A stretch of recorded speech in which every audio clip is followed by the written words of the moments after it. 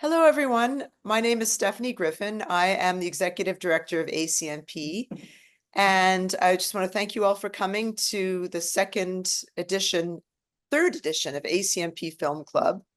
We're happy to have Hilan Warshaw back with us in the Zoom studio.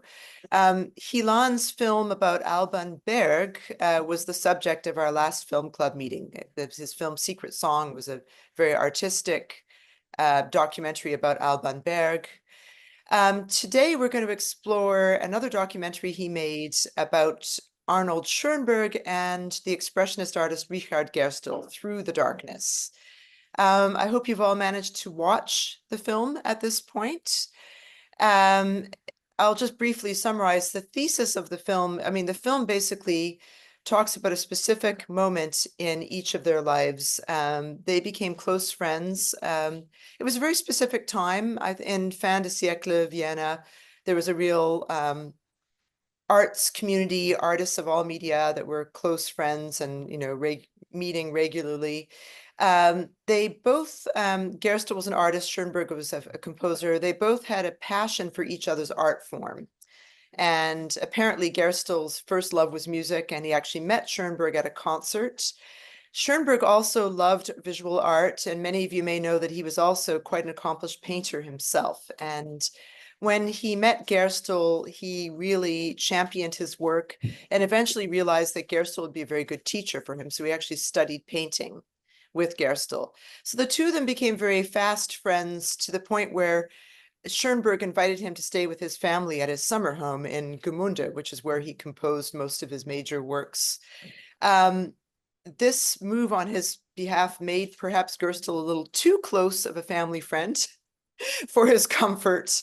And if you watched Hilan's documentary, you'll realize that this pivotal moment in the film is the love triangle between Schoenberg, Gerstl, and Schoenberg's wife Mathilde. So the thesis of the film, I believe, I mean, Hilan can correct me if I'm wrong, is that this friendship of theirs and this moment in their relationship had such an impact on them that it sort of spurred each of them on to make a major stylistic shift in their art.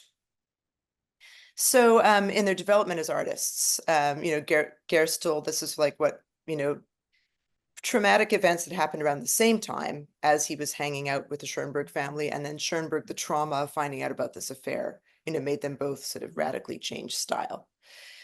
So in Hilan, in your film, I thought it was really interesting how you set it up. You started by emphasizing how much more traditional each of these artists was before the summer of 1908. Do you want to elaborate on that a little bit? Sure. And thank you for having me. It's always wonderful to be here.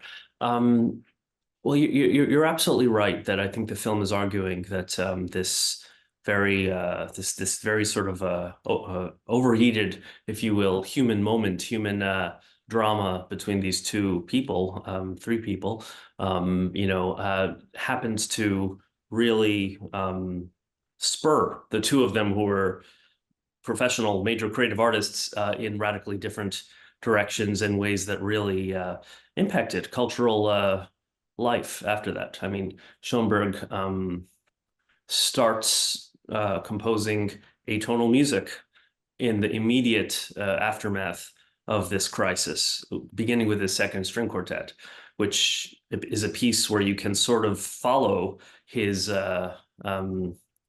the unraveling of his sense of inner harmony through how Schoenberg unravels harmony over the course of the four movements, which were written as this situation was happening. And in Gerstl's case, he embarks on a really radically new, non-figurative kind of painting. I mean, he's still very tethered to painting actual things and actual people. So he's not an abstract expressionist by any means, but he is emancipating the brushstroke in a way that I think, has a direct musical equivalent in Schoenberg's Emancipation of the Dissonance, as he put it. So both these people kind of split the atom in a way in the summer of 1908 and '07, really, before that, in their own work. Schoenberg went on to, be one of the most influential musical, you know, um, influences of the 20th century. Gerstl tragically did not get to develop these paths much further because he died tragically at the age of 25, and his work was almost completely obscure for decades after that for reasons that the film goes into. When you so yes, I think that the emotional drama that went on radicalized their work. I'm not sure that I would say, and I'm not sure that the film is saying that they were completely traditional before this event, and then a real break with tradition afterwards. I think both of these people occupied uh, a dialectical relationship towards tradition. Um, as far as music, I think it's important to remember that the terms of the sort of discussion, what direction should music take, was more or less codified around how do you think about Beethoven. In the years after Beethoven's death, Beethoven was elevated to a position of, he was the biblical forefather of the movement of classical music. I'm just going to turn off this flickering lamp, which, while atmospheric, does nothing for my own inner harmony. So one second. Um, so there were always the traditionalists, and then there were always the progressives in music. And both of them, after Beethoven's death, claimed Beethoven as their prophet. For the traditionalists, people like Brahms, people like, well, Schumann kind of had one foot in both camps. It was important to try to, Beethoven was the master of classical forms, the greatest master, and the most advanced one. And so we just had to sort of look closely what he was doing and preserve it against the innovations of these punks like Richard Wagner. For the Wagnerians and his fellow avant-gardists, what was exceptional about Beethoven was not the tentpole works that he came up with, but the spirit animating them, the fact that he was always innovating. And so they thought that Beethoven was a progressive. And I think Schoenberg definitely counted himself more in the avant-garde camp even before what happened with Gerstl. But what's very important about Schoenberg is that he was always a very scholarly rebel. He was never saying that one should throw away the past. I was just revisiting the subject matter in preparation for this talk today. I was looking this morning at something he wrote around the time he wrote his first string quartet in 1905, where he basically said, I learned all this from Beethoven's Eroica. And so the young composers of today should never let go of what, the masters of the past have to teach. And so I think both he and Gerstl were the kind, were people who were very disciplined artists. They both were masters of the forms that came before them. Schoenberg's unpublished string quartet number 0, which is not an aesthetic judgment, but it's just the way he numbered it, which is played in the film in part, is a beautiful, very tonal, very sort of, mid-19th century style string quartet that might have come from the pen of Antonin Dvořák and Schoenberg. And it's clear that he knew exactly how to do that. And Gerstl knew exactly how to paint these photorealistic, completely immaculate, technically immaculate renderings of really anything. So both of them respected tradition, and I think they just felt that what was animating tradition was the spirit of progressive change. And so they wanted to be part of that, and they felt that by doing that, they actually were honoring Beethoven, Bach, Mozart, Schubert a heck of a lot more than some of the conservative concertgoers who called them, degenerates or gallerists.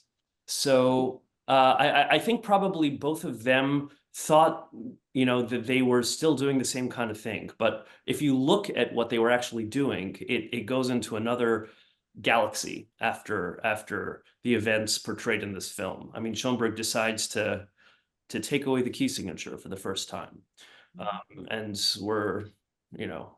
it's like going from Newtonian physics to Einsteinian physics. Suddenly, the degree and the number of possibilities seem almost endless, because you don't have a sun in the middle of you don't have a gravitational force of the major and minor key that's telling you exactly how each note has to behave ultimately.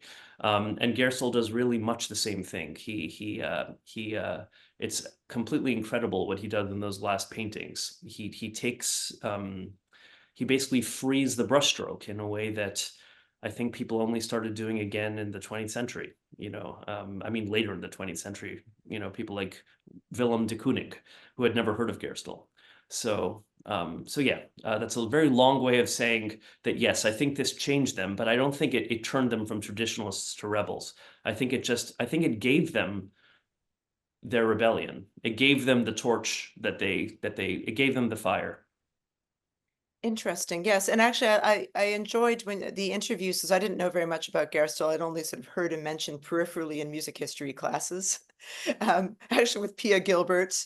But actually, I enjoyed your interviews with the with the art historian Jane Collier, and she very specifically early on in the film says that he was very aware of what he was doing structurally, and that there's this kind of misconception that Gerstl was some kind of madman, but this was not the work of a madman. This was very calculated and studied, just like Schoenberg's music as well. Very like he knew the craft, and he knew how to make, a traditional, piece.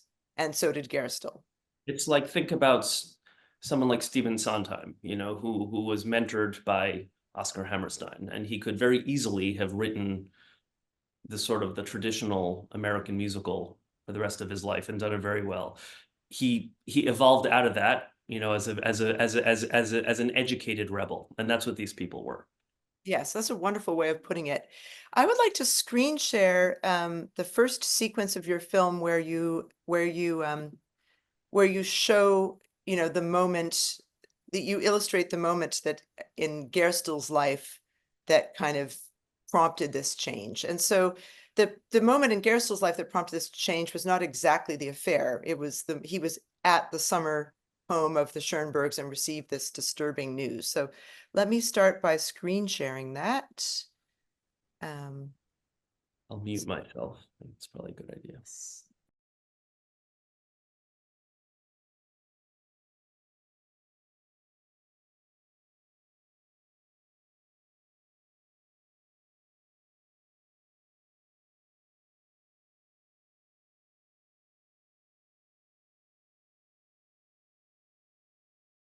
Emotional letter to the Ministry of Education. I would have had not only the right to have my paintings exhibited, and this all the more so as Professor Loeffler made the following statement about me to one of my colleagues. He, namely I, pursues completely new ways. From that we can see that although he was such an individual, kind of lonely wolf, he was interested to be shown and to be appreciated. I asked the Ministry of Education to compensate me for this action, which is certainly more than incorrect.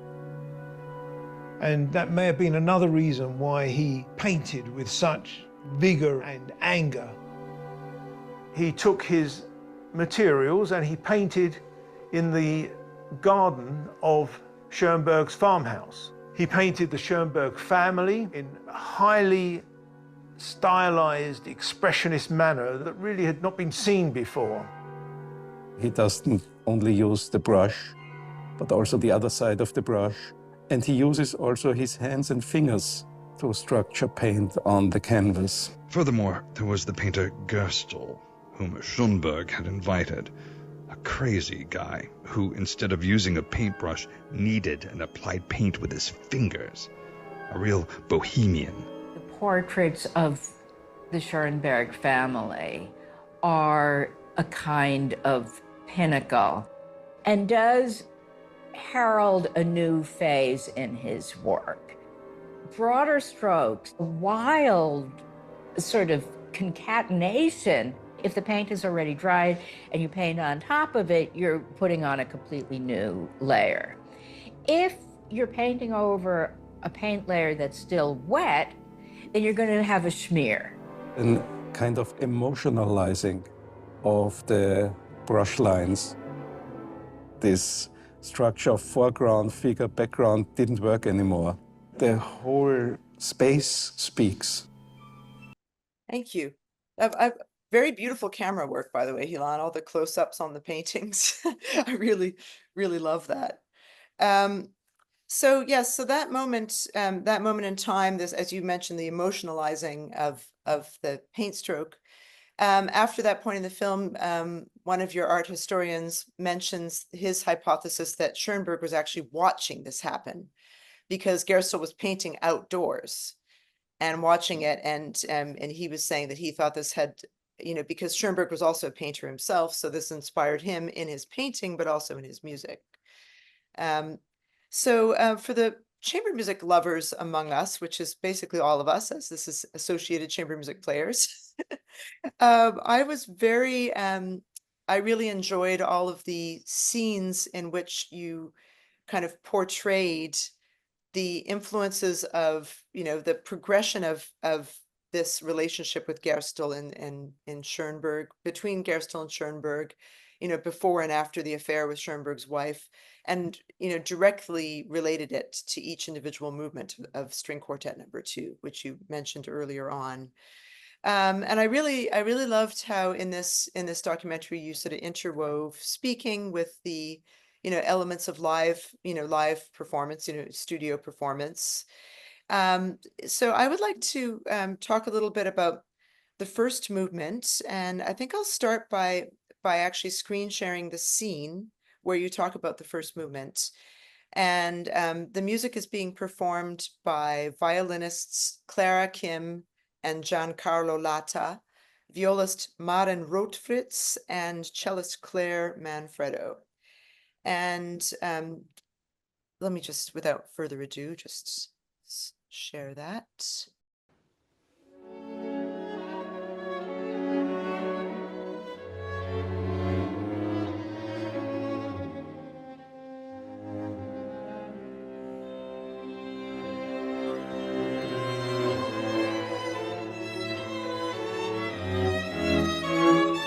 He had decided to write a second string quartet.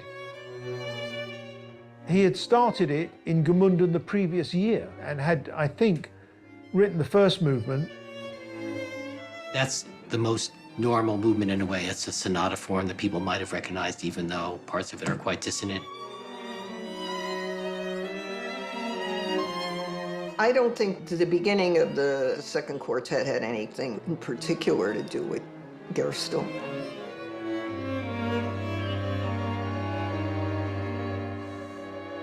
Then Schoenberg turned to other pieces. And the quartet being a big piece, he often transferred that to the summer because he had the time, he wasn't teaching, and he was going to go out to Gmunden. Okay, beautiful. Beautiful filming, beautiful performance. So I was interested in this. So this idea is he had started this piece. He already knew Gerstl, things were going well when he wrote that movement, right? He was friends, and he had no suspicion, I guess, at the point when he wrote this movement that anything was going on between Gerstl and Matilda. Oh, you're muted, actually, Hilan. Sorry. It's definitely before things became intensified. There's a lot we don't know about the exact chronology of how things progressed. I think what's very clear is that the last two movements are in the wake of the summer where his marriage more or less fell apart. That is clear. But as far as when he, I think there's an anecdote that's in the film where his daughter saw something, Gerstl and Matilda, and mentioned it, something about it bothered the child, and she talked to Schoenberg about it, and he said to Gerstl, well, please don't let a woman come between us.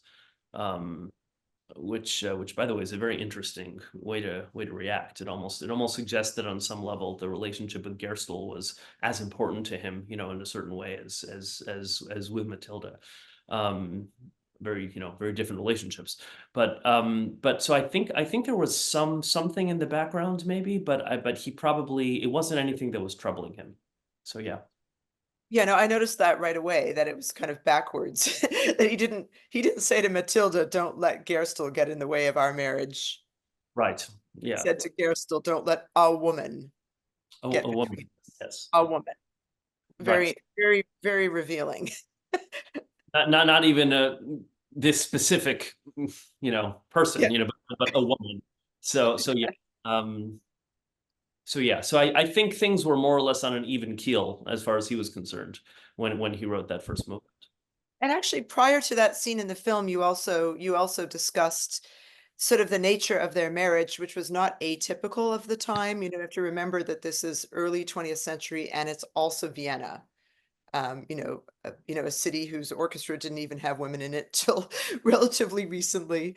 But it was, you also mentioned that, he was so focused, on being an artist and, his work. And I think one of your musicologists you interviewed also, said she wasn't being critical about it, but he had a large sense of self-esteem and self-worth, and his art was the most important thing. And so part of how this affair came about was also probably her feeling lonely and isolated in this marriage. And suddenly this fascinating character, this artist, is there for the whole summer and has more time for her. And I also found it interesting that you mentioned in the film that he had actually even asked Gerstl to take her out, to take her to concerts and art gallery opening. So in a strange way, even though he was shocked in the end, he was kind of asking for it, because he actually was having the man take her out, doing things that normally might be very nice to do with your partner. Absolutely. I think these were two people, meaning Schoenberg and Gerstl, for whom, in a sense, the love of their life was what they were creating. And they're also human beings. I mean, the film shows that they were extremely human, inconveniently so sometimes. But yeah, I think certainly in Schoenberg's case, probably in Gerstl's too, that could lead them to real blindness, as to what was actually happening with other people right in front of them. Yes. And I guess as a visual artist, since he was doing a lot of figurative painting, he could be focused on his work while having Matilda as a nude model, for example. Yes. Yes. Which he did. So he had the luxury of being able to focus on Matilda and his artwork at the same time, whereas in music, it doesn't exactly work that way. That's true. Although I think it's possible. I mean, Verklärte Nacht, which is one of the most romantic, both lower and uppercase R romantic of Schoenberg's works, was written around the time that he's starting his relationship with Matilda. And I think the timing is suggestive that, in that piece anyway, what's happening in his life, because that piece is the piece of two lovers, deciding to build a life together despite some challenges. Maybe she was the focus, at that point in his creative life. Mm-hmm. Yes. Yeah. So in the next, in your description of the second movement, the scherzo, I'm going to screen share that. I thought it was very interesting how you're kind of equating the music of the scherzo with this sort of ethos of paranoia and spying. Schoenberg hired people to spy on his wife. Remind me a little bit of your secret song films in a way. For all of you, as I screen share this part, watch out for some of the interesting visual and audio effects in this segment. One of the sounds, the sounds of the whispering.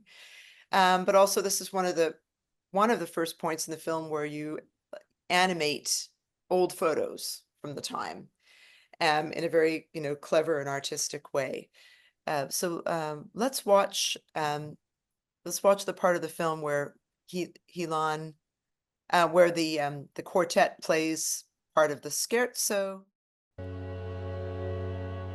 Schoenberg had apparently heard Matilda and Gerstl call each other du, as in the affectionate Père du. In German, du is the affectionate, what lovers would say to each other, what family would say. He called her and asked her what it meant. And she replied, "It has been like this for 2 years."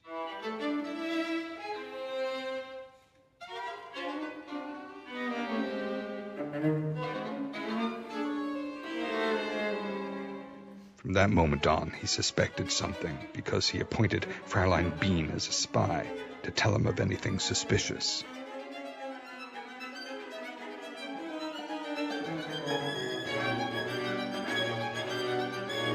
The second movement was off the rails a bit because that is much more dissonant and sort of scattered in its approach.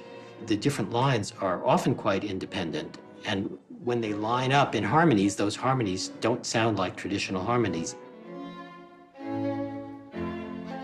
As he wrote the second movement, Schoenberg was plagued by worries about his wife and Gerstl. Schoenberg had not got the funds to send them on their summer holiday. So he had stayed behind in order to acquire the funds. He suspected that there was something going on. Dearest Arnold, I hope that all is in order. I am awfully uneasy. If only the weather were a little better, so that one could go out. I am longing for you dreadfully. I don't know how to make the time pass. Your Matilda? You really still doubt that I love you? Why? I am in the same frame of mind as you, and I could simply copy your letters and send them to you.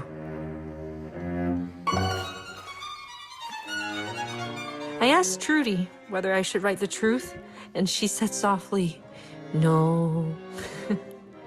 So now, you know everything. I have not written to Gerstl yet, nor has he. What more do you want to know about Gerstl? I have written quite explicitly that I am longing only for you. What still disturbs you?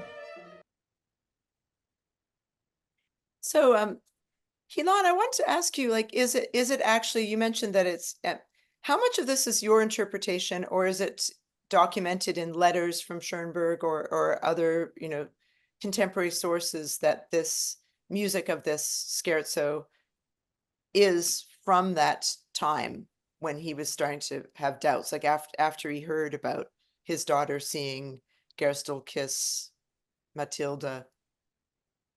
Well, we know that it is from that time because he was writing the scherzo during the early weeks of the summer. And there's this letter exchange, which he's writing at the same time. We have Matilda's letters to Schoenberg. I don't believe that Schoenberg's letters to Matilda, which he's responding to, have survived. But it's very clear from the content of that, some of which is in the film, in the section you just showed, that he's this is on his mind. So I think that much is not in question. Yeah, I was also interested in, throughout the film, you're using so much beautiful so many beautiful photographs from the time, and it's interesting to me that there's so many very intimate familial photos in the Schoenberg archive. And I was wondering, because I also saw a few spots in the film where there happens to be sort of a camera sitting somewhere. Was Schoenberg himself a photography buff as well as a painter? Did he take a lot of the photos of Matilda and the children? Yes, he did. and other people around Schoenberg obviously took the pictures that he's in. Photographs were not. This was a time when middle-class households, if they could, they were buying these cameras and starting to document their especially their families or their vacations more and more. I think maybe in the Schoenberg circle there was probably an added sense of the importance of this man, because he always had disciples and students, and so there might have been an additional impetus to try to document. I find some of those photographs absolutely fantastic, and some of them reveal probably more than the takers intended. One example, which is in the film, I don't think it's in one of the sections you've shown, is a picture of, there are two photographs taken of Schoenberg composing at the piano, and Matilda is very much in the background. And in both of them, they were probably taken seconds apart. Schoenberg has not moved. He's, it's a man, his pencil, and the page, and he is in total Zen focus on his task. And Matilda, who's out of focus and no one's looking at her, and she's just kind of there in the background. And one, she has this very restless look in her face, and the other one, she's blurred, meaning that she's moving. And I think that's incredible, because she's trying to move, and he's he's certainly not looking at her, but he hasn't moved at all. I use those photos in the film in the section where it's sort of narrating the lead up to the love affair, and things like that tell you a lot. They tell you at least as much or maybe more as any exchange of letters, and often, like letters, they tell you something else other than what their authors intended. Yeah, actually, I noticed those photos as well, and I also noticed that there's a lot of surviving photos of Schoenberg in his home atmosphere where he's looking actually quite disturbed. There's one photo that you featured in the film where his eyes are sort of focused somewhere else, and he's looking quite paranoid. There's also some where he's looking wistful and sad, and it's interesting. Today, I don't think we hold on to pictures like that. We take pictures with a cell phone and we delete all the ones where we don't look happy or pleasant. But I just found it interesting that there's so many surviving photos of him too, where he's in such different emotional states. That's true. Yeah. He didn't shy away from that, I mean, not in his work, and not, I guess, in his self-presentation. And I guess you're probably right, because he probably had a sense of posterity, because he was already such an important composer and an important teacher. So he wanted his life to be documented with all of it. Yeah, with and all of it. like anyone who documents their life, whether it's on social media now or whether it's then, there's an agenda there. And I think Schoenberg, for him, the sense of his struggle, the sense of his being the misunderstood prophet, which then he dramatized in his opera Moses and Aaron, which he is a subject of countless writings by him and his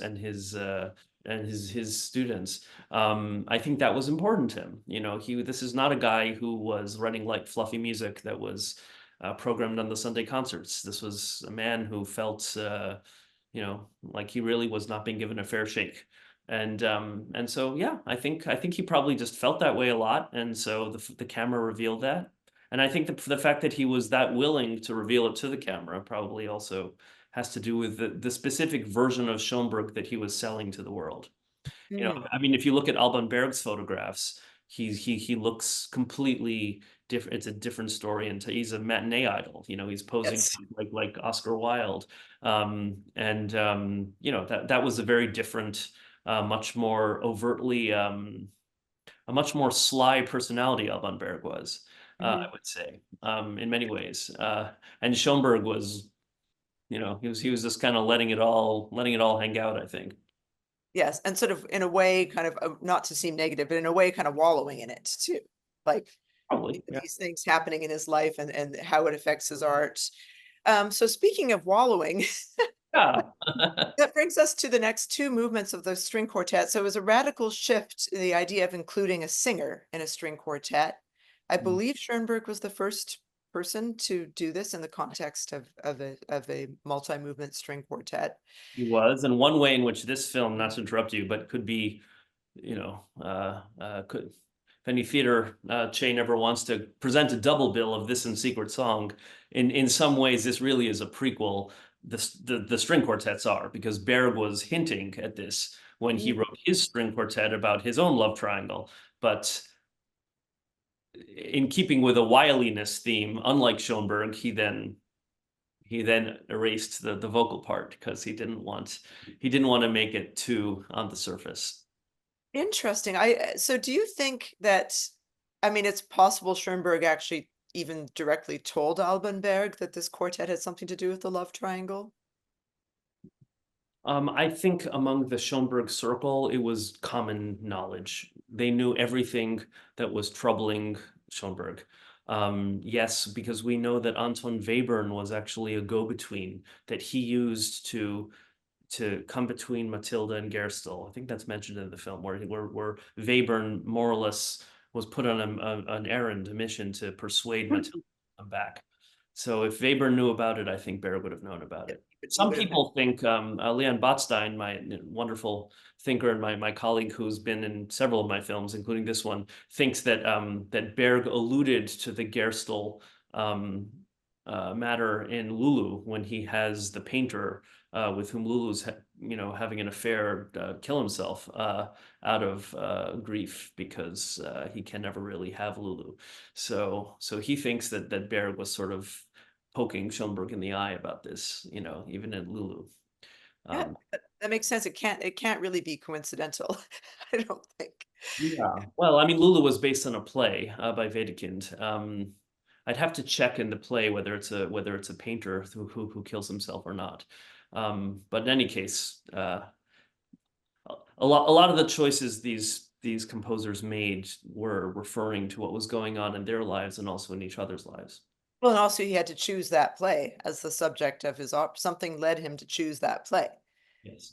Which leads me to my next, before I share the part of your film about the third and fourth movements, the poetry is by Stefan George, who was a symbolist poet. I was reading about him. It seems like they never met. No, I don't think they did. But that poet, Stefan Georgi, I think they pronounce it, was he was important to a lot of those early expressionists and pre-expressionists. Yeah. I believe he also did the Baudelaire translation that Alban Berg set and then erased in the last movement of Yes. Yeah. So, and I guess the choice of poems for each of these movements is part of your, leads you to your interpretation of exactly, for example, in the third movement, do you believe that the choice of poem sort of kind of supports your idea that this movement is about, Matilda and her sorrow and torment after Schoenberg has left her and taking the children with him? Or are you taking that from circumstantial evidence from, the exact time it was written or letters or? You're talking about the way that the film is edited together, where Yes. Yeah. Because you use her letter as Yes. Well, maybe we should watch it first and then we can discuss it. To our flat, and I just had to. You can read on. I will not ask you to take me back.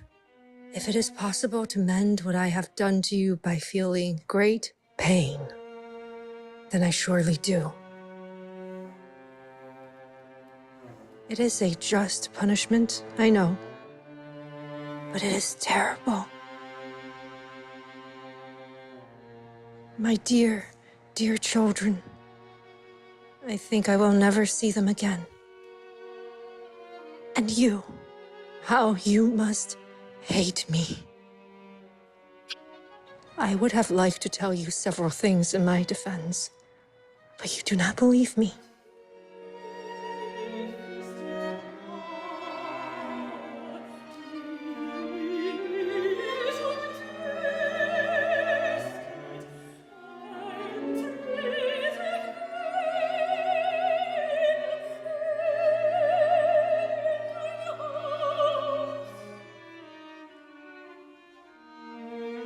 Tell Trudy I will send her something in a few days.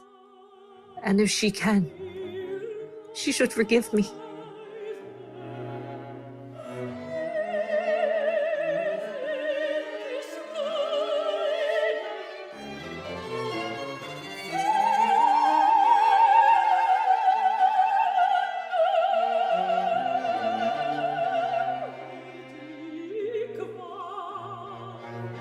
Tell her that I am very unhappy and must atone more than is possible. This was a real horrible thing to happen to him and a real blow. And so I'm not surprised that he would be working out some of those feelings in this work of art. So beautiful. I actually wanted to ask you a little bit about some of the choices in the way you presented this visually as well. So the staging is very the set. So is this set meant to be, this is meant to be Schoenberg's studio? And or because I noticed that it looks like an artist studio. There's paint, there's a glass with a paintbrush, there's 2 wine glasses. Was that Matilda and Schoenberg or Matilda and Gerstl? And there's also scores, and there's, you know, were you intending this set to be Schoenberg's studio or Gerstl's studio?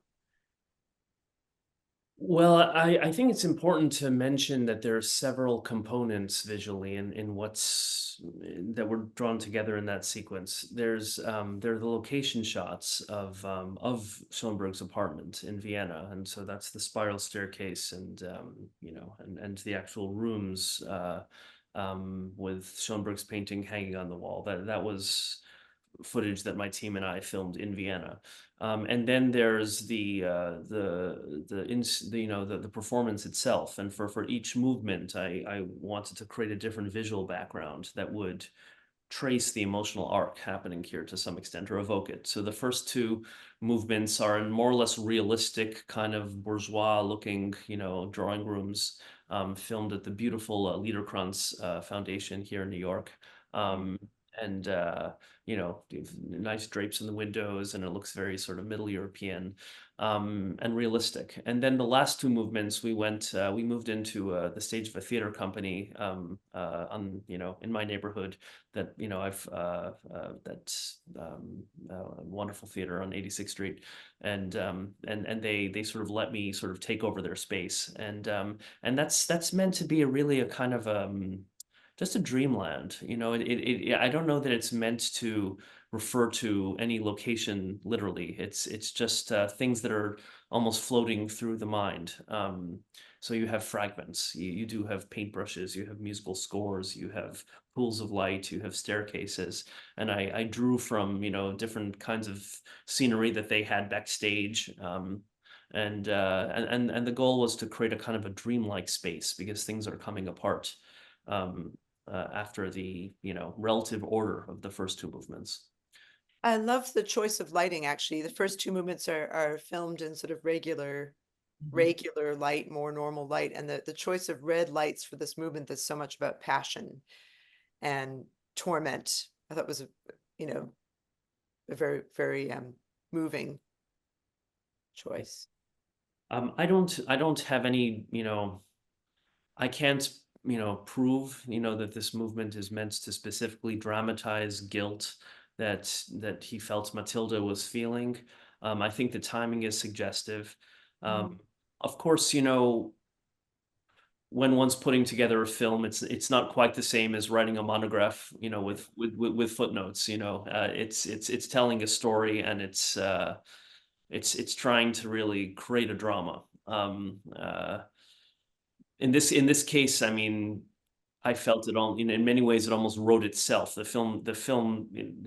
different ingredients almost seem to tell me, you know, where they want to go, because some of the echoes between his life and the work he was creating were just so poignant. But yeah, you know, I mean, the way it comes together in the film, like any kind of artistic creation, I mean, there's some aspects that that I'm not even sure, why I made certain choices. There are things that, that come from, the 1 + 1 = 3. Sometimes there's something in there that just sort of tells you what to do. Well, I imagine as you're making the film too, your intuitions get stronger about the material, and you're letting yourself also be free with your, your feelings. So basically this film, and, there's the element of, interviews with art historians, musicologists, but there's also Hilan Warshaw's artistic interpretation of this music. And I mean, I hope so. I hope so, because I think with any film made by anyone, if there's no, artistic thesis there, if you haven't made, if on some level you don't know what story you're telling, not what series of events you're narrating, but what story you're telling, which is a different thing, then it's unwatchable, yes. or just very dry, or it's a Wikipedia article. So I hope so. No, it Yeah. definitely comes across. And I actually feel like it was interesting, it's interesting that the piece was dedicated. Mm. And it's interesting, earlier we were talking about don't let some woman come between us. Mhm. The piece is dedicated to some wife, my wife. But you do mention in the film that it's to my wife. It's not to Matilda, it's just to my wife. And, so the dedication also, kind of supports the idea that this is telling something about their story. I was interested when you were talking about the dedication, by the way, about the fact that, you showed the manuscript and there's a ripped. Mhm. Who do you think he was going to dedicate it to? Do you have any thoughts? Anything I say is obviously complete supposition. Yeah. I wonder if I had to guess, and that's what it is, a guess. Yes. I wonder if, and actually, I don't know. I think I've never thought about this until just now when you asked me this question. I think he might have written something about Matilda and about, like, which was more of a manifesto, maybe more emotional, and then thought better of it, and thought, let me just cut the, And make it more more impersonal. And more maybe he erred a little on the other side. yes. I have a feeling it's a second draft. Um, Hmm. That makes sense. Yeah. So because it's very, but it's not that within his personality also to be so terse, right? but it's interesting that he kept that ripped page as part. That's part of the manuscript. Like, Yes. most of us have trash bins in our house. Like he could have thrown that out. He kept the rip. He did. Yes. Oh, and by the way, I should have credited that lovely soprano was Sarah Schaefer singing. And she is also singing in the final movement, Entrückung, also on a poem by Stefan George, Entrückung meaning rapture. So before I screen share this, before I continue, I'm going to continue from where I left off with the film. You lead up to this section of the film with a quotation from Schoenberg that reveals a topic we touched on earlier today, the topic of Schoenberg's innate sexism. And I found it very interesting. Also, the idea of raptures is coming out of yourself. Very interesting what he says. I'm not going to repeat it because I think people should listen to Schoenberg's exact words, but I found it very interesting, your choice to sort of highlight this element of his male ego before getting into the, his really, this movement, at least in your hypothesis, is when things are really falling apart, and you're equating the rupture of his rupture and rapture, the rupture of his family with his departure from tonality in Yeah. And isn't it interesting, though, Stephanie, that despite that sexism, which I think it was a fact of the time, and it was a fact of his thinking, that he chooses to dramatize this with not only a singer but a female singer. Yes. That he chooses to make a woman's agony and a woman's rapture, the voice of whatever it is that he's putting across here. And I think that's something very fascinating, given that, Yeah. there's, you might think, he would have, like Gustav Mahler, he would have a man sing Ich bin der Welt abhanden gekommen, like it's clearly him, or Beethoven with a baritone in Beethoven 9, but he has a woman sing it, which is absolutely fascinating to me. Yeah, I hadn't actually thought about that, but that is fascinating. So let's watch this part of the film, and then we can discuss this segment. She lied, I believed her. And now I know what was going on. I have cried and behaved like someone in despair, have made decisions and then rejected them, have had thoughts of suicide, almost carried them out, have plunged from one madness into another. In a word, I am totally broken. This thing didn't happen to me. It was the man she took me for that my wife lied to and betrayed. He was her creation. She could do what she wanted with him. This filthy swine was not me. No, and 1,000 times no.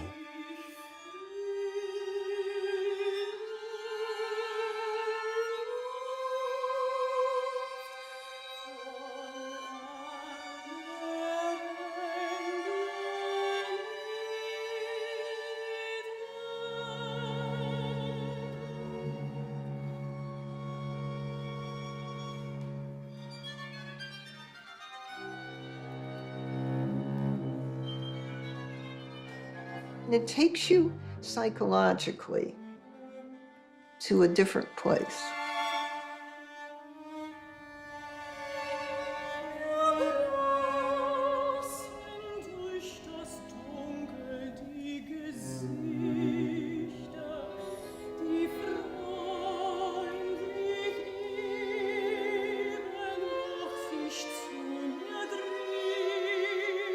It blocks out the outside where you are.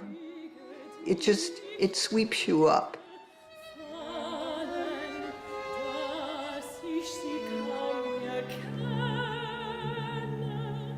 Hat wahrscheinlich auf eine sehr singuläre Weise die Töne von ihren Konventionen befreit. Wird Schoenberg. He becomes Schoenberg.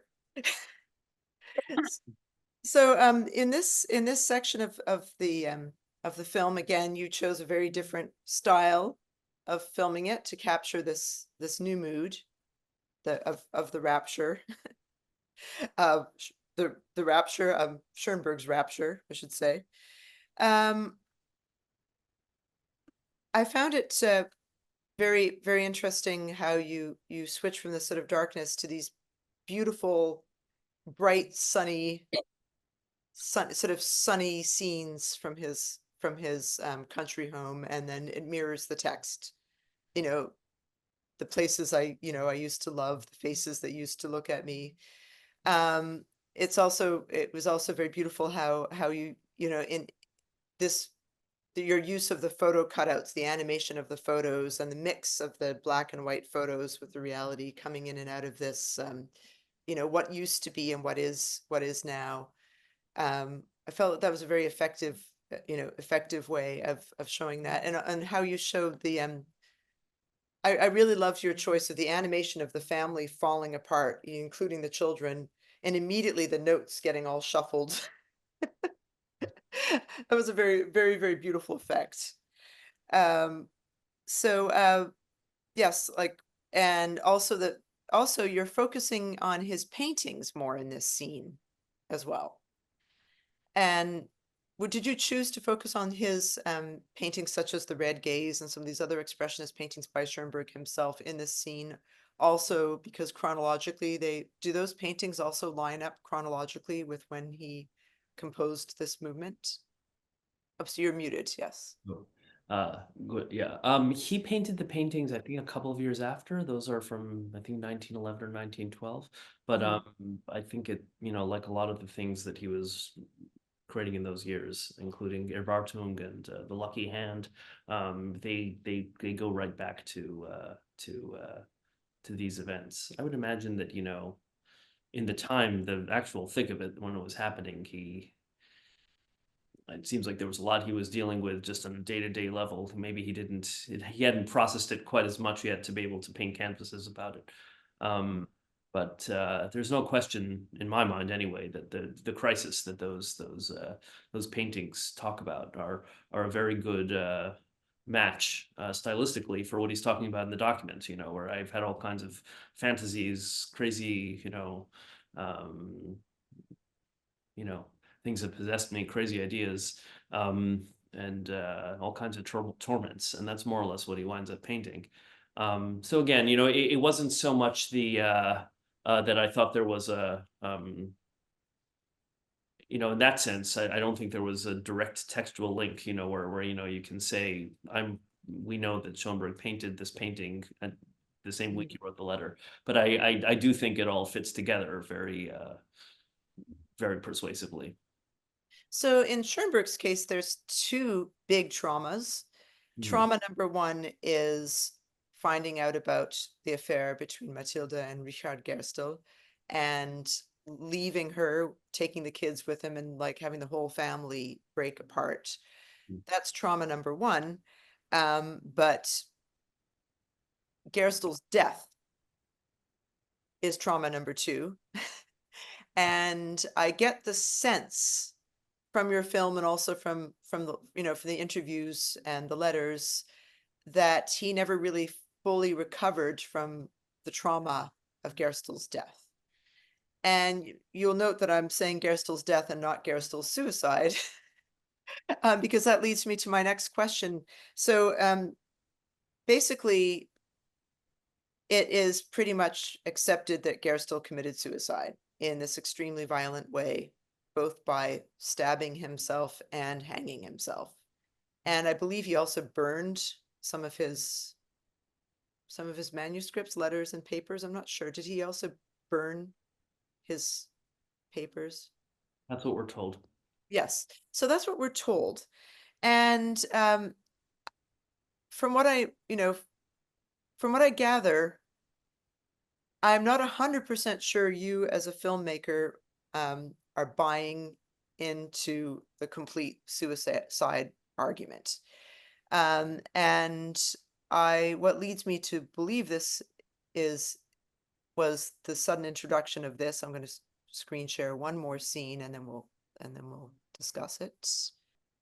It's not just a body hanging, it's a body hanging with a stab wound. Wouldn't you want to dig a little deeper? It seems bizarre that there are so many wounds. If I were in charge of that investigation, there's about 1 million other things that I would be doing. Is it possible to commit suicide by stabbing and hanging? Yes, absolutely. It is possible. And that's all you can say. On the anniversary of his death, Schoenberg went with her to Gerstl's grave at the Central Cemetery. I don't know for how many years. And he probably never ever got over it, to be frank.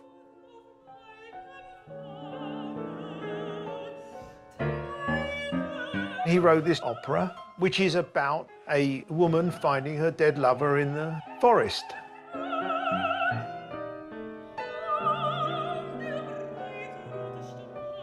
Doesn't take much imagination to tie that to the Matilda affair.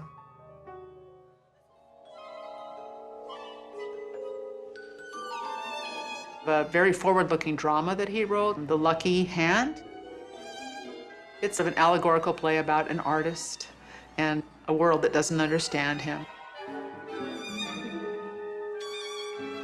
One does feel a lot of pain coming out. As I wrote it down, according to my feeling, it signified something to me. But I hope I will be misunderstood. It would be terrible if people could see through me. It would be terrible if people could see through him. And I'm wondering if Hilan Warshaw might see through him a little bit. When I first watched the film, I watched it a couple times before today's interview.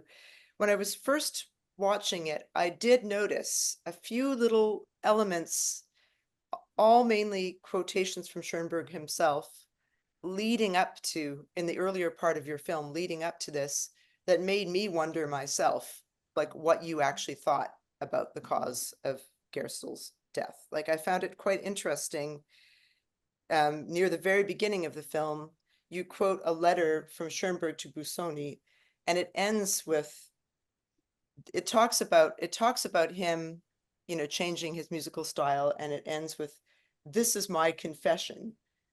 And at that point, you use the same image we just saw of the bloodied knife from your footage from Erwartung. And then a few minutes later in the film, there's another letter from Schoenberg dated August 20th, 1912, where he talks about Vienna as the city of songs by murdered artists. So those two things, coupled with your choice of including an interview with a forensic scientist about this, made me wonder if you and perhaps other scholars have doubts about the actual cause of Gerstl's death. Gerstl's death was something that I thought a lot about how to address in the film. You know, I think as a documentarian, you have the responsibility, obviously, to share what is known, you know, especially about a subject that, you know, a broader public may not know a lot about. And I think you also have a responsibility to say where there is something we don't know. And in this case, there really is a lot that we don't know. Documentation about Gerstl is hard to come by anyway. There's very little surviving of the, you know, that he wrote, that others wrote about him. It's a real challenge. And you know, when I was in music school, which I did before I went to film school, as you know, the account of this episode that was taught, and which I heard for most of my life, was that there was it was a very clear narrative. You know, there was a painter, a brilliant and hypersensitive painter named Richard Gerstl. He fell madly in love with Schoenberg's wife, Matilda, but she decided to stay with her husband, and heartbroken, he killed himself.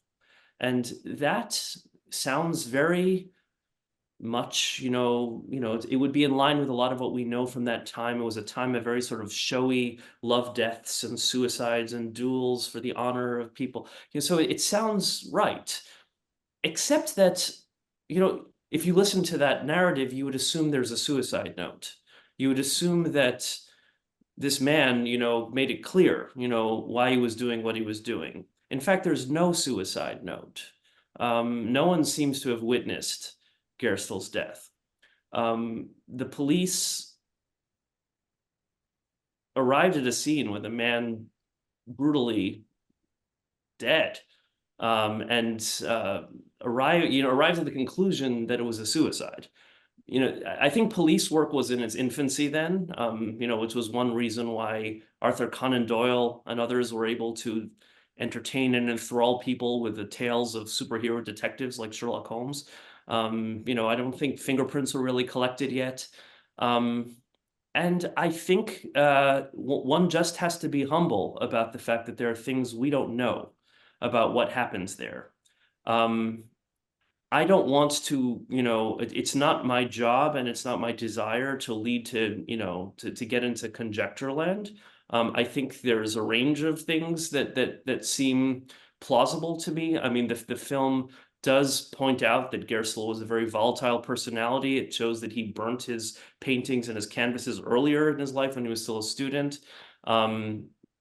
It's a person like that probably made enemies, you know, probably made multiple enemies.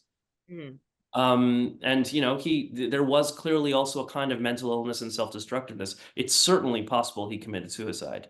It's also possible that it was an assisted suicide, or that there were people who were basically, kind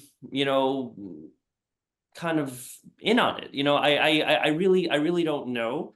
And you're right. There's I think there's something mysterious about it. And I thought that, if I'm telling this story, I have to be honest about that.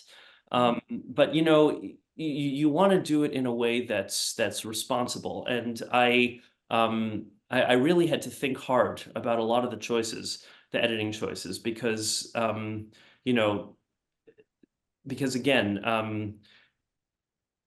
every word you put in a film, as is revealed in this conversation, people can say, what does this mean? So I'll give you one example. The forensic scientist who I interviewed, because I really did want to know, like let's just establish some baseline facts.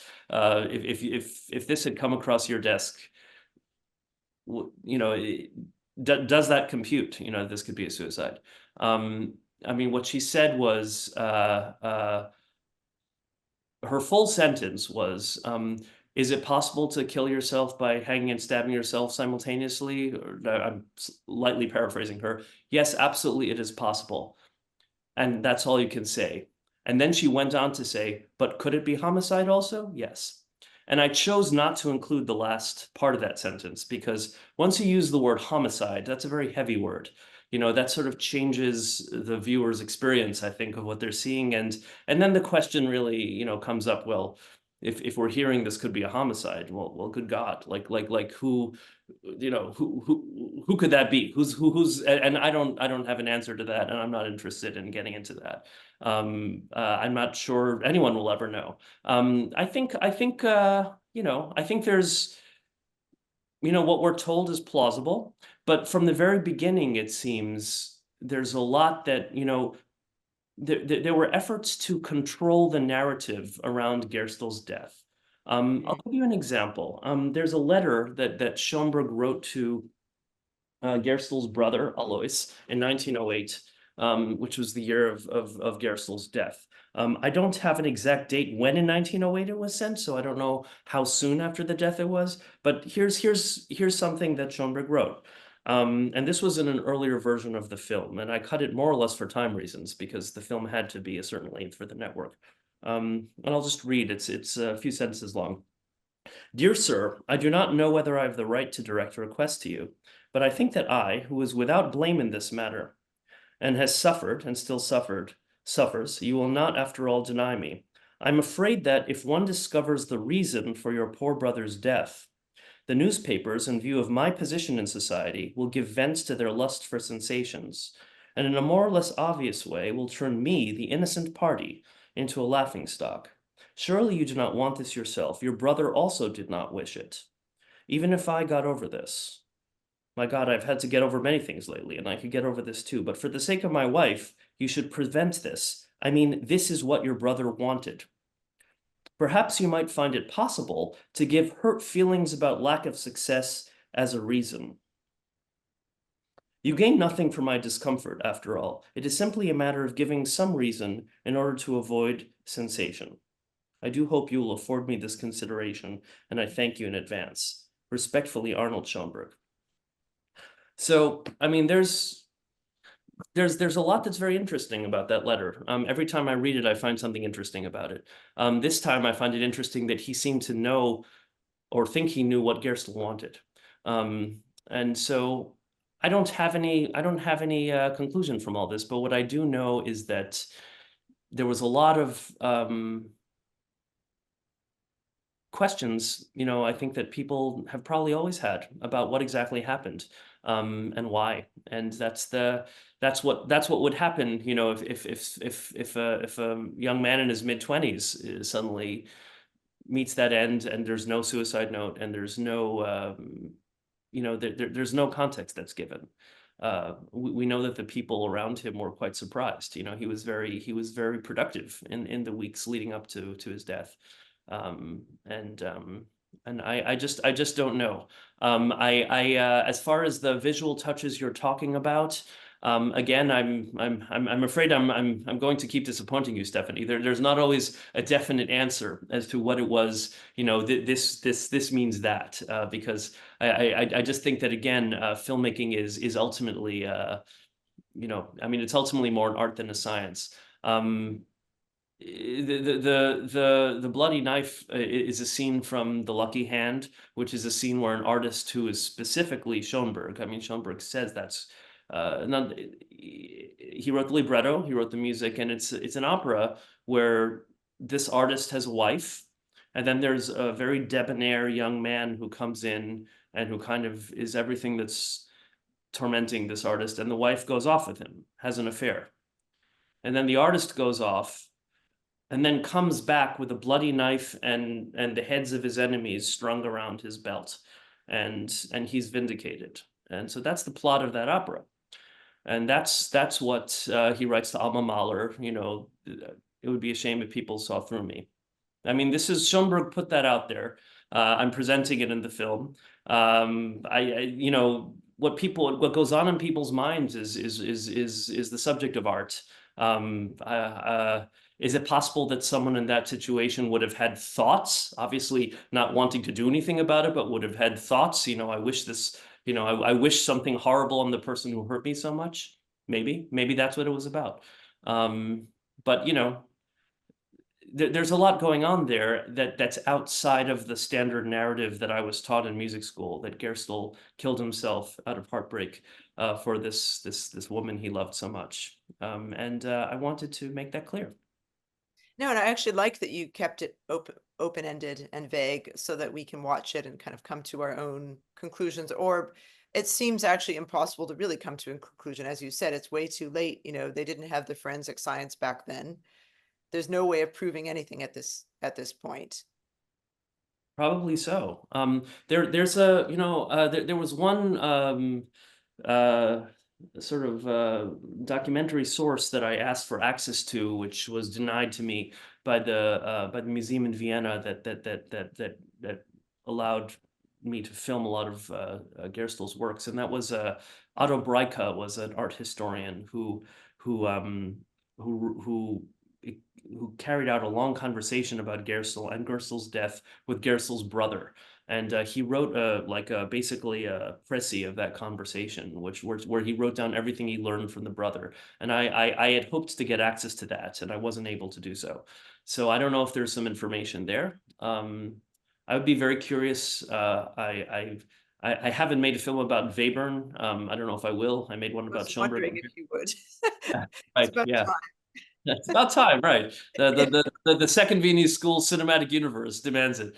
But you know, it would be very interesting if there are Webern scholars who would like to look into, you know, whether he wrote anything or said anything to people close to him about his memories of this time, because we know that he was, as I've said, he was someone who was close to Schoenberg and played some kind of role in separating Matilda and Gerstl. Which we know because Schoenberg wrote in his diary later on that Matilda, years later, still doesn't want to hear Webern's name because she's so angry about what happened with G. I think it's clear that G is Gerstl. Yes. And so we don't know what happened with G, and we don't know what he's referring to or what Webern's role was. But there it is again. There are things, there are lapses in the record. I tried my best to be annoying and sort of ferret out as many details as I could when I was making the film. And there are things that I don't know, and I just wanted to be honest about that. Mm-hmm. And so the museum that you worked with was the Leopold Museum. Yeah, so I guess my last thing I'll say before I open it up to the floor, if anyone has any other questions, was I was going to ask you just about the period of research. You know, it looks like you put many, many years of research into this film and managed to get in touch with, you know, a wide range of scholars, both here in the United States and in Austria. And I actually want to just ask you in particular about how you managed to get in touch with both Detard Leopold, who is connected with the Leopold family, who actually runs this museum and has the art collection. So he mentions late in the film that he grew up with that painting on his wall, the one that we keep seeing in the scenes in the film. And also Jane Collier is another example. It turns out that it was her grandfather that put on the first Gerstl show. So I don't know if you just want to say a little bit about your research process and how you managed to engage these people and get access to their information. Yes, well, it looks like you didn't get access to all their information. But yeah, do you want to just tell us a bit about that process? Well, first of all, I should just say you've paid me a compliment in that you said it looks like I put in years of research, because I didn't. I mean, this film came together. This was, I think, the quickest turnaround process of any documentary I've made. I had the idea in early 2020. I was sort of looking for. I'm always looking for a next project, and a friend who lives in Vienna called me and said, we just saw this Gerstl exhibit at the Leopold Museum. I think you should think about this. I think you should think about this. And Gerstl and Schoenberg is a possible idea for the kind of thing you do. And so I looked into it, and that afternoon I was convinced. I was like, oh, for God's sake! I mean, what a story! And then I wrote to contacts of mine at ORF, the Austrian state network that had. I've worked with them on other things, and so I said, there's a Schoenberg anniversary coming up, and there's a Gerstl exhibition now in Vienna. What do you think? And they wrote back very quickly and very encouragingly. They were like, wow, yeah, this sounds like something we might want to commission. So with that in mind, I got to work, and the finished film came out a year later. So it really was 1 year of work. And that was also the year of the pandemic. So I booked a trip. Now that I knew or felt that it was pretty likely that I was going to get a network commission, I booked a flight to Vienna. I contacted the Leopold Museum. The exhibit was about to close. They were very generous. They said, yes, come. We'll close down the exhibit for you and for your camera crew. And yeah, that was the second to last foreign trip I took before the world closed down, for a year or so. So I felt very lucky to be able to do that. And then I was, so then the film was broadcast in 2021. So it really was just a year of very intense work, in the course of which I also started working as video director of the Atlanta Symphony Orchestra, which is an ongoing job. And I also made a whole other documentary about Bach, which the Atlanta Symphony commissioned, which was PBS in Georgia. So it was if I have any gray hairs up here, it's because of that year. So it wasn't a lengthy research process, although of course, the world of Fantasiecle Vienna, the world of Berg, all these things are subjects that have been, occupying me for a while, and that, as you know, I've addressed in other films that I've made as well. So it wasn't my intro to this world by any means, but the soup to nuts, this film took a year to make. That's incredible! Wow, congratulations! I actually did notice while I was watching it that you had footage from people at the show from January 2020, and nobody's wearing masks. So I was wondering if you made. So you went there and you got that footage, and you also got the interview footage, I suppose, with the Austrian musicologist on that trip as well. With Detard Leopold, yes, who is the director of the museum, and his father founded the museum, and he's a tremendous enthusiast of Gerstl, and just a terrific person, and very erudite. And so he sat for an interview, and yeah, so that was the first shoot we did for this film, and we were able to film with macro lenses and get very close. And those are the shots that you kindly commented on. Those brushstrokes, they almost look 3D. It doesn't really come across when you look at facsimiles in a printed book, but when you get up close, I mean, it's almost a work of sculpture. Because like the way he deals with different spatial layers. in the Z-axis, I guess, of like how the paint strokes are just layered up on top of the canvas. It's amazing. It's very three-dimensional. So we were very lucky to be able to do that. Yeah, very shortly before COVID-19 broke out. As far as how I got access to Dr. Leopold or to Jane Collier, I mean, I wrote an email. They were cold call emails. I described the project, and in both cases, I was very lucky that they answered and that they agreed to do it.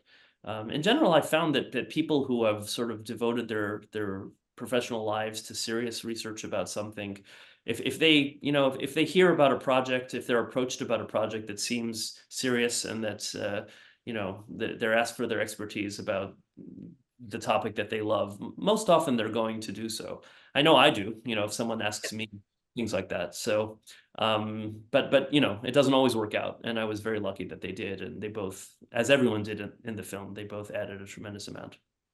Wasn't one of your musicologists also the curator of the Schoenberg House? Didn't you have a Yes, Therese. so did you also do, what was her name again? Is Muxineder. Yes, did you do those interviews also on that January 2020 trip?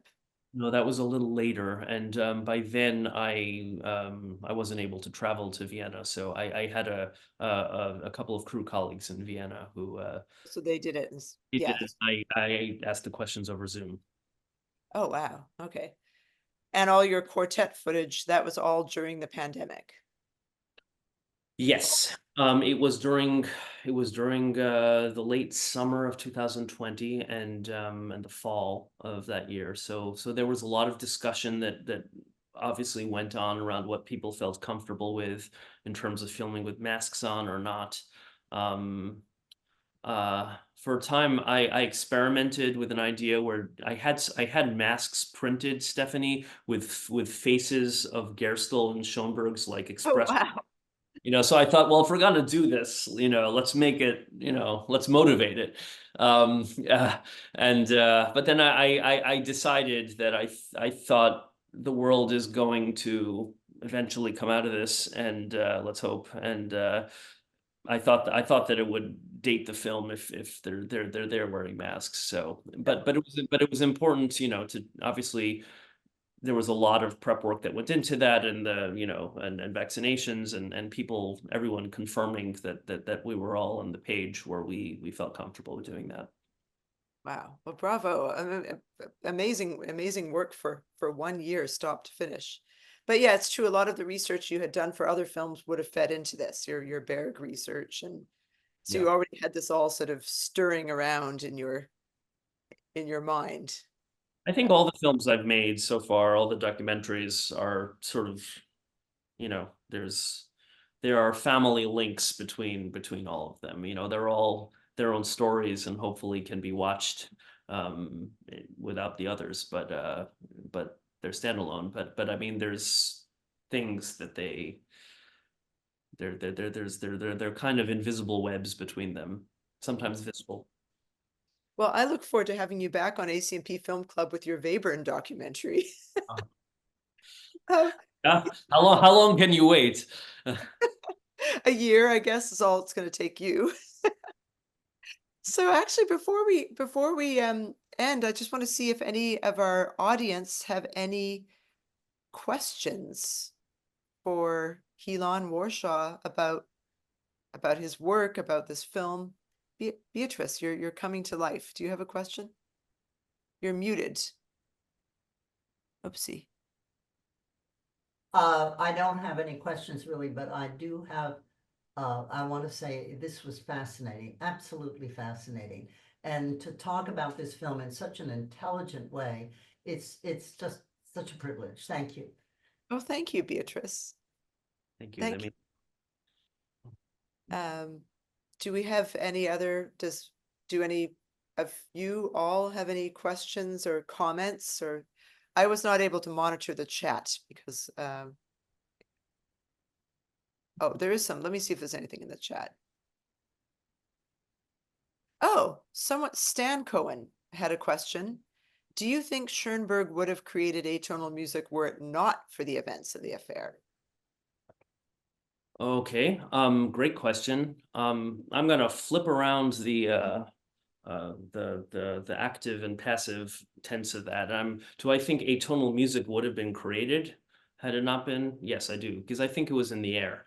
If you look at the whole progression of musical development until that point, chromaticism, harmony had been pushed more or less to the breaking point.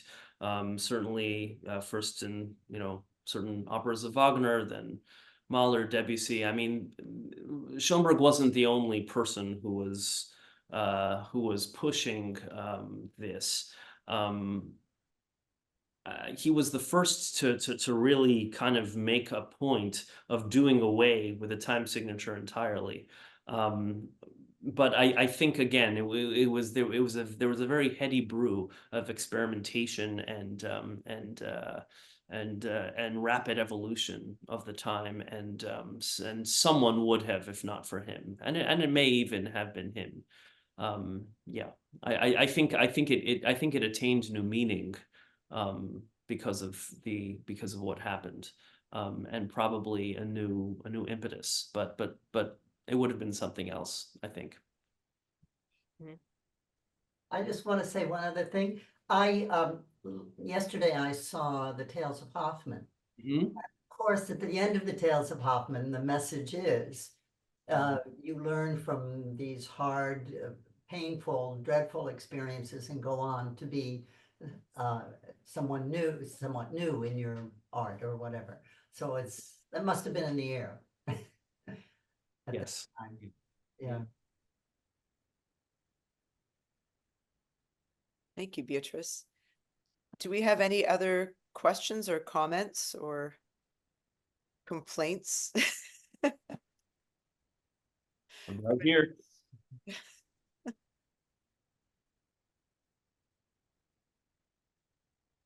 Okay, well, if we don't have any more questions, I just want to say thank you so much, Hilan. First of all, I immensely enjoyed this film and the other film. For those of you who have not watched Secret Song, I encourage you to watch that one too. And if anyone's seeing this, if you haven't watched Through the Darkness yet, there's also your Mahler film. Is the Mahler film finished? No, but it will be next year. That's one of 2 new films that I'm finishing currently for broadcast next year. Okay, so actually that's my good final question. So the Mahler film, and what is your other new The other one project? is called The Faces of Carmen. It's about the opera Carmen, which is having its 150th anniversary next year, and also Bizet, its composer, it's the 150th anniversary of his death next year at age 36. So we're delving into the entire Pandora's box of that opera and its possible. Oh, wow. So yes, so those 2 musical films are both hitting European television screens and hopefully also American ones next year. Oh, congratulations. Well, we'll be looking out for those films, and if there's any other chamber music related films, definitely let me know so we can explore them with the ACMP audience. You bet. And thank you so much. Congratulations on this beautiful piece, and thank you so much for this really fascinating conversation. And I look forward to seeing and hearing more. It's my pleasure. Thank you so much, Stephanie.